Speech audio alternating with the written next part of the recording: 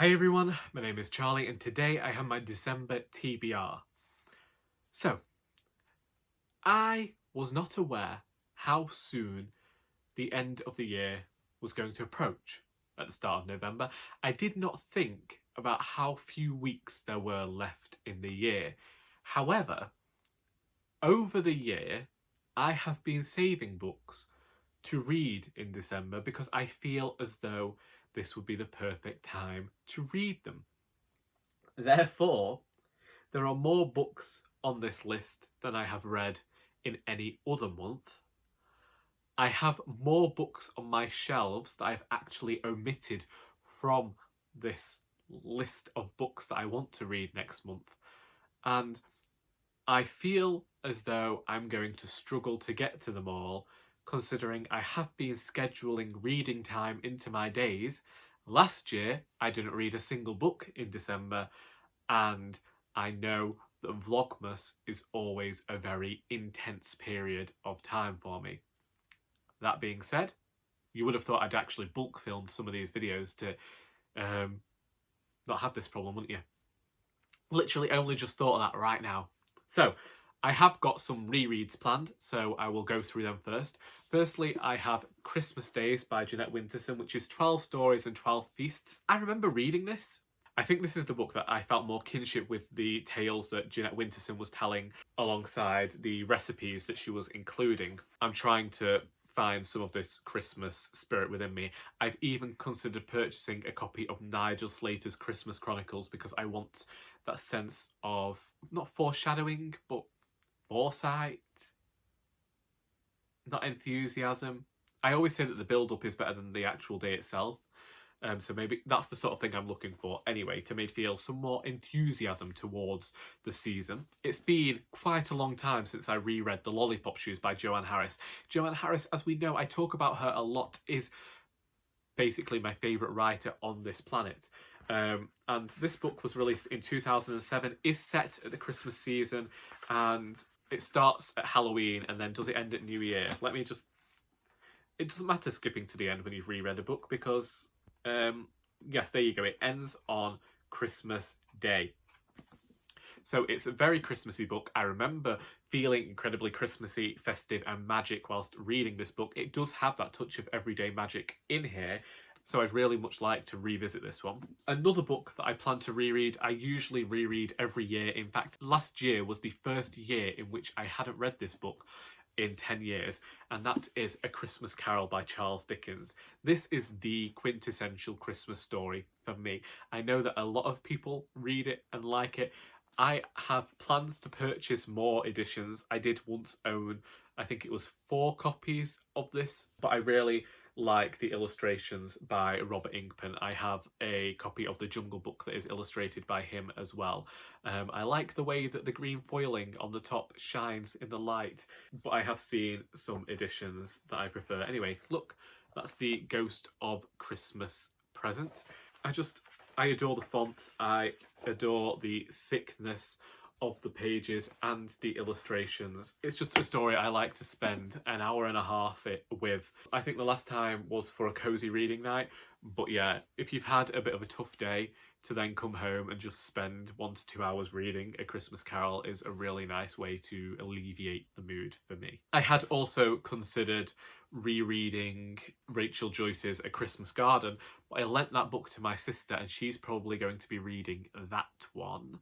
I believe that Sarah of Hardcover Hearts is beginning a reread of Alice Smith's Seasonal Quartet next month, so I will be rereading Autumn. So this came out in 2016. Basically, Alice Smith is a writer I've meant to read since 2012, and then in 2015 I read Public Library and Other Stories, and then from then on I have only read The Seasonal Quartet, Hotel World, and then nothing else.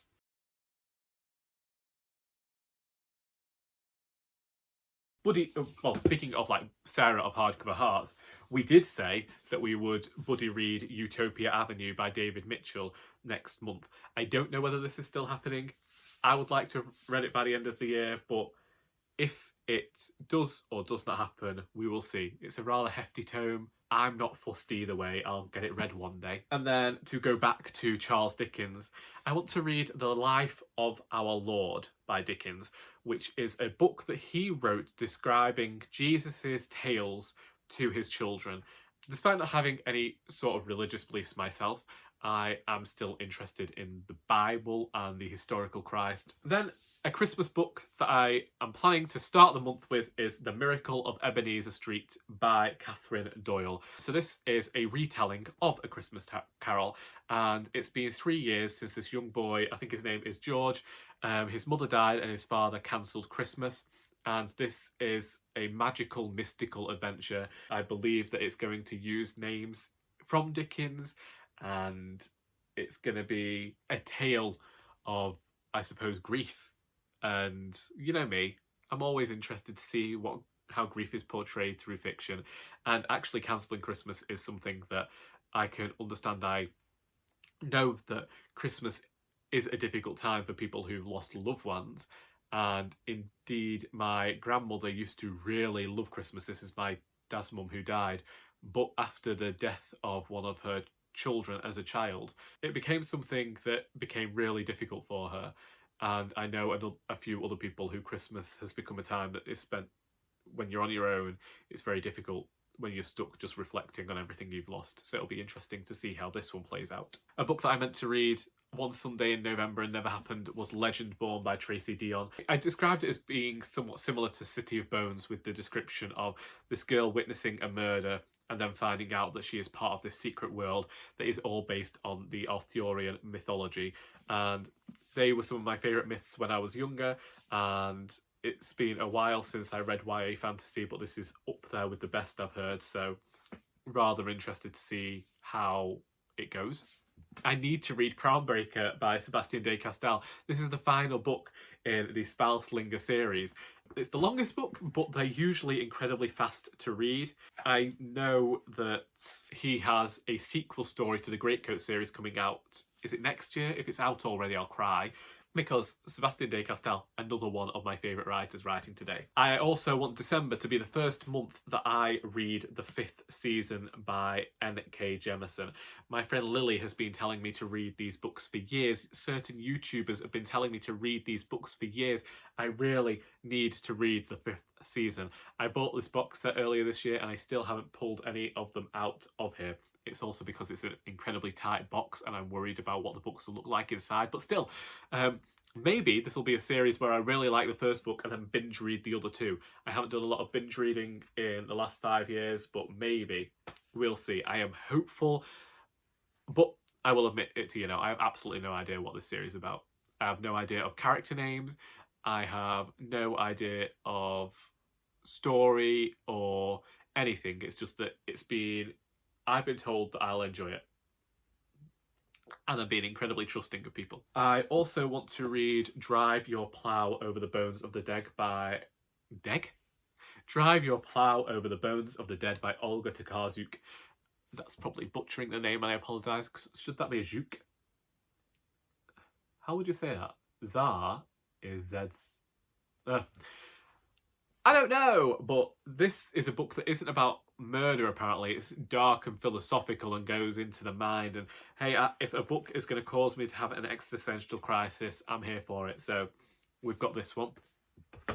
And then I also want to read Barchester Towers by Anthony Trollope. Read The Warden back in Victober. And this is supposedly that's just an introduction to Barchester Towers. I also need to read this because if you didn't know, if you aren't following me on Instagram, I have acquired a Folio Society set of 47 books, which are every single one of Anthony Trollope's books. So that's a project I have undertaken for myself. 47 books added to my TBR in one go. I plan on reading the Barchester series, then moving on to some of the volumes that aren't parts of series, going back into the Palliser novels, and then reading some of the bigger works later on. This is some dedication I am showing to Anthony Trollope. If I manage to read all of these books, I also have some audio books that I want to listen to, most notably the Christmasaurus by Tom Fletcher. I've downloaded the musical edition off Audible. I think that I first saw this book mentioned by Beardy David on Lauren and the Books channel, and he enjoyed that. I believe that he saw the musical, and so I wanted to buy it for my nephew. I didn't buy it for my nephew. My nephew don't want it, so I'm going to listen to this edition. The book that I've meant to read this year and haven't done, I don't think is going to happen, despite the fact I've been planning to read it for over 10 years now, is Wolf Hall by Hilary Mantel. Or Mantel. I don't care at this point.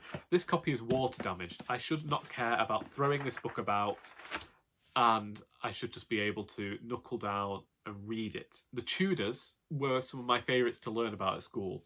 So you'd think that I'd read Wolf Hall and Bring Up the Bodies as soon as I saw the announcement for The Mirror and the Light. And that hasn't happened. But that's just who I am. Also next month I should probably finish reading Sylvia's Lovers. I should. 3 months to read a 400-page book. Can you believe it? Anyway, I don't want to be funny, but I have been recording for nearly 2 hours now. So, I'm going to disappear. I hope... Well, if you've read any of these books and you think that I should prioritise any over others, then please feel free to let me know which in the comments. If you have any thoughts and opinions, that you can say them to my wrap up next month. You know, if they're bad, if they're awful and you want to have a discussion, then wait. I hope that you've enjoyed this video, and until next time, that is all.